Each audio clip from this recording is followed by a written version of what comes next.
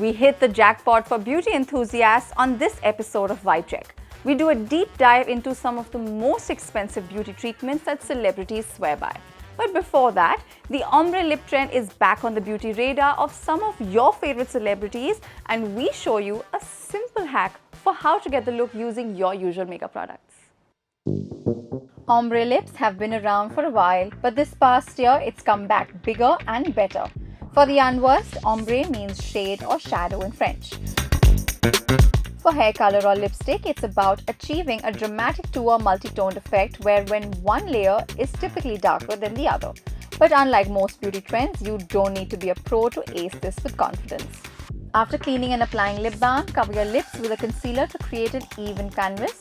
Use a dark lip liner or lipstick to line your lips and then fill it in from the sides and halfway through. Fill in the middle with a lighter shade and go over it with a shade lighter than that. Then add concealer in the middle and blend the colors wherever needed using a lip brush, and there you have it.